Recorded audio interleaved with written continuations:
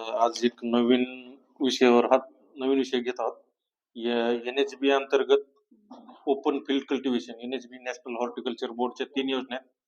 त्याच्यामधली योजना नंबर 1 राष्ट्रीय फलोत्पादन मंडळ, त्याच्याबद्दल आपण माहिती घेणार आहोत. तर या व्हिडिओमध्ये आपण बघणार आहेत इंट्रोडक्शन, त्या योजनेचं उद्दिष्ट, त्या योजनेसाठी लागणारी क्षेत्र मर्यादा, त्याच्यासाठी लागणारे पात्र लाभार्थी कोण आहेत, सबसिडी किती भेटते, कुठले कागदपत्र लागतात, समाविष्ट पिकं कुठले, त्याच्यामध्ये फळपीक, विशेष पीक, मसाला पीक, कुठले घटक येतात, ह्याचा अर्ज कसा करावा आणि महत्वाच्या गोष्टी. तर सुरुवात करू. NHB नॅशनल हॉर्टिकल्चर बोर्ड, त्याला मराठीमध्ये राष्ट्रीय फलोत्पादन मंडळ म्हणतात. त्याच्या अंतर्गत 3 योजना. त्यातली पहिली एक योजना आहे ओपन फील्ड कल्टिव्हेशन, म्हणजे मोकळ्या शेतीतील लागवडीबद्दल योजना आहे, सरकारच्या अनुदान आहे. ही योजना प्रामुख्याने मोठे शेतकरी, उद्योजक, संस्थांना उच्च मूल्याच्या दीर्घकालीन फळपिकाची व्यावसायिक स्तरावर लागवड करण्यासाठी आर्थिक सहाय्य पुरवते. या NHBचं उद्दिष्ट आहे की फळबागाची उत्पादकता आणि गुणवत्ता वाढवणे आणि आधुनिक तंत्रज्ञानाचा वापर करणे, म्हणजे सिंचन असेल, खत असेल किंवा लागवड असेल. तर या योजनेसाठी क्षेत्र मर्यादा, प्रकल्पासाठी कमीत कमी 2 हेक्टर जमीन लागते, म्हणजे 5 एकर जमीन लागते, 5 एकर पेक्षा पुढे असावं. आणि जर तुम्ही भाडेपट्ट्याने घेणार असाल तर 10 ते 15 वर्षाचा भाडेपट्टाचा करार लागतो. याच्यासाठी पात्र लाभार्थी कोण आहेत, तर वैयक्तिक शेतकरी, शेतकरी गट, सहकारी संस्था, खाजगी कंपन्या आणि FPO, फार्मर प्रोड्युसर कंपनीज. तर ह्याला सबसिडी कशी आहे, तर NHB ओपन फील्ड कल्टिव्हेशन साठी की credit linked back ended subsidy, म्हणजे पूर्णपणे ह्याच्यावरच आहे, बँकेच्या लोनवरच प्रोसेस आहे. त्याच्यामध्ये 2 घटक आहेत, एक सामान्य क्षेत्र आणि विशेष क्षेत्र. तर सामान्य क्षेत्रासाठी जास्तीत जास्त टोटल प्रोजेक्ट कॉस्टच्या 40% आणि जास्तीत जास्त अनुदान 30 लाख रुपये भेटते ह्याला 5 एकरच्या फळबाग लागवडीसाठी. आणि विशेष क्षेत्र, ते विशेष क्षेत्र म्हणजे कुठले, ईशान्येकडील 7 राज्य, डोंगराळ राज्य आणि शेड्यूल एरिया, जी ह्याच्यासाठी आपला आदिवासी भाग आहे त्यांच्यासाठी.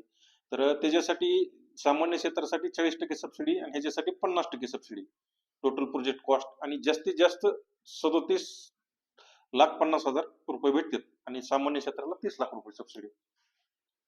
ह्याच्यासाठी कागदपत्र कुठले लागतात, एक आधार कार्ड लागतं, पॅन कार्ड लागतं, 7/12/8 जमिनीचा नकाशा लागतो किंवा जमिनीचे फोटो पण लागतात, म्हणजे त्याच्यासाठी. जमिनीचे जर भाड्याने असेल तर भाडे तत्वाचे कागदपत्र लागतात, एक बँक सँक्शन लेटर लागतो तुम्हाला, एक CA कडून घ्यावं लागतं, नेट वर्थ सर्टिफिकेट म्हणून CA देतात, सिव्हिल रिपोर्ट लागतो वैयक्तिक स्वतःचा, एक डिक्लेरेशन ऍफिडेव्हिट, हे तर तुम्हाला स्वतःच करावं लागते, आणि DPR लागतं. DPR म्हणजे डिटेल प्रोजेक्ट रिपोर्ट, ती तुमचा रिपोर्ट बनवण्यासाठी. आता ह्याच्यातले आपण समाविष्ट पिके बघू. तर ह्याच्यामध्ये कुठले कुठले समाविष्ट पिके, तर एक फळपीक आहे. तर फळपिकामध्ये तुम्ही कुठल्या योजनेचा लाभ घेऊ शकतो, फळपिकाचा लाभ घेऊ शकतो. आंबा आहे, डाळिंब आहे, संत्रा आहे, पेरू आहे, आवळा आहे, अंजिरे, सीताफळ, द्राक्षे, चिक्कू, लिंबू, केळी, पपई, स्ट्रॉबेरी, नारळ, फणस, काजू, बोर आणि चिंच, एवढ्या फळपिकाचा तुम्ही लागवड करू शकता 5 एकरचे फळबाग करण्यासाठी.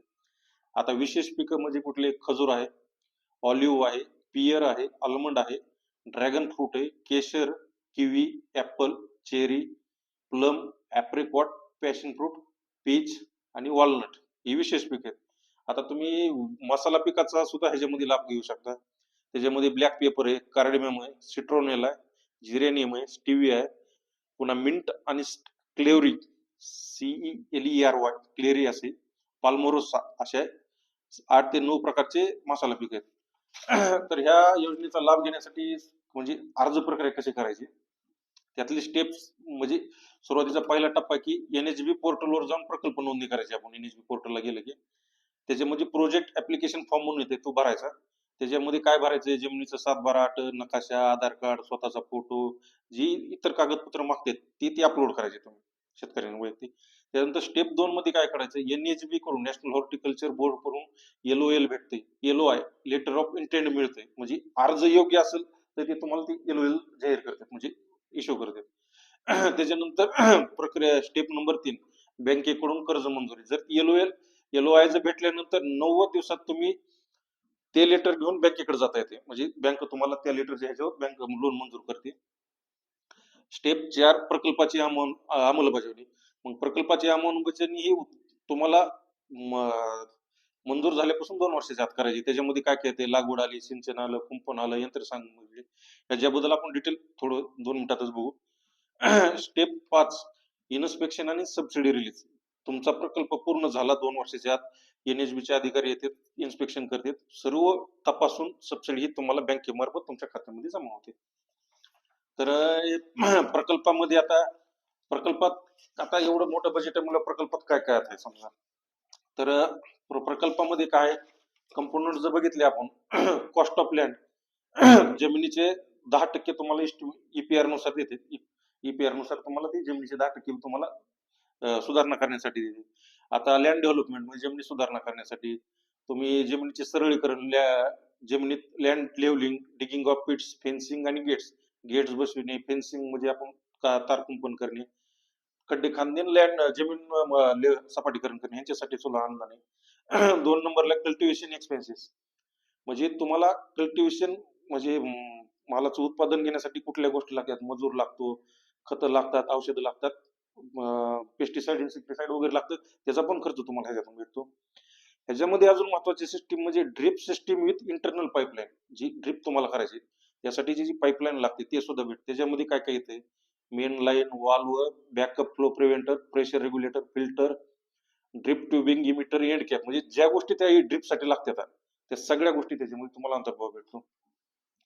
त्याच्यानंतर 4 नंबरचा irrigation infrastructure excluding micro irrigation, म्हणजे आता ह्याच्यामध्ये काय येतं की समजा ही ड्रिप सोडून तुमचं विहीर घेण्यासाठी, तुमचे बोर घेण्यासाठी, तुम्हाला जर त्या शेतात पूर्ण पाईपलाईन करायची त्यासाठी खर्च येते. वॉटर हार्वेस्टिंग स्ट्रक्चर म्हणजे तुम्हाला एखादी पाण्याची टाकी बांधायची असेल त्यासाठी सुद्धा भेटते तुम्हाला, किंवा पाण्याची जुनी टाकी असेल त्याला रिन्यू करायचं असेल त्यासाठी सुद्धा भेटते.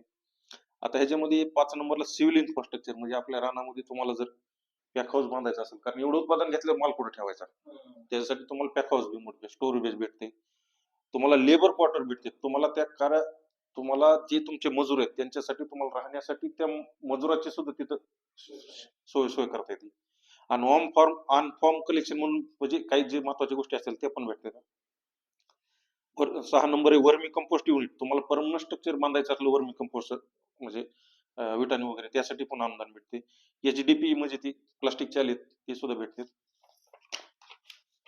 ह्याच्यामध्ये महत्वाचा विषय 7 नंबर आहे हॉर्टिकल्चर मेकॅनायझेशन.